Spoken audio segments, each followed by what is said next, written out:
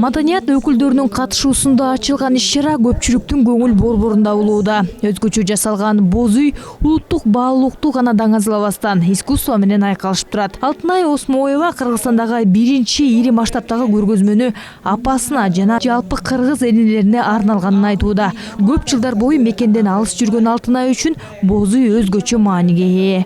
Көргөзмөмдү апаларыма арнайм. Анткени боз үй дегенде мен үй жөнүндө ойлойм. Үй жөнүндө ойлогондо апаларымды ойлойм. Ошондуктан аларга арналган. Негизи ушул көргөзмөнү мындай эң биринчи ниетим ушул Кыргызстан өнүксүн, Кыргызстанга кут келсин.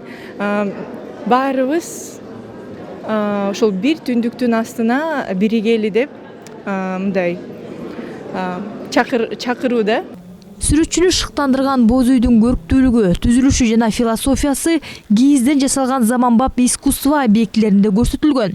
Алардын ичинен алачык, кут, бата чыгармачыл инсталляциялары каада салттар менен инновацияны бириктире алган.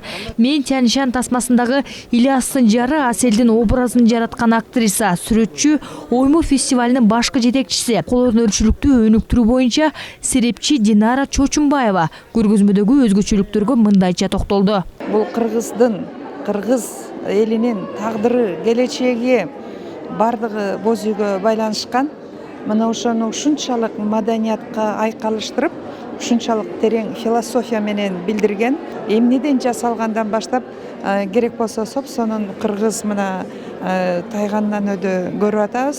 Көргөзмөнүн ачылышына маданияттын, искусствонун жана билим берүү чөйрөсүнүн өкүлдөрү жана жаштар катышты. Бул өсүп келе жаткан жаңы муун үчүн баа жеткис байлык болорун билим берүү жана илим министринин мурдагы орун басары Догдургүл Кендирбаева айтууда. Байыркы салттык маданиятыбыз менен заманбап искусствону чагылдырган көргөзмө.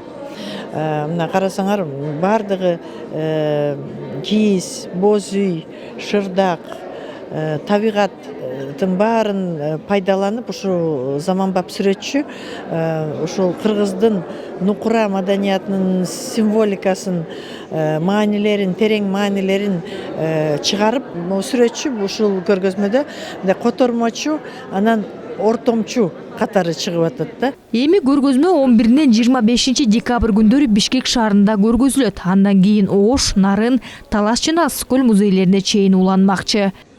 Чолпон Бешилен кызы, Алтынбек Саакиев, Нью ТВ.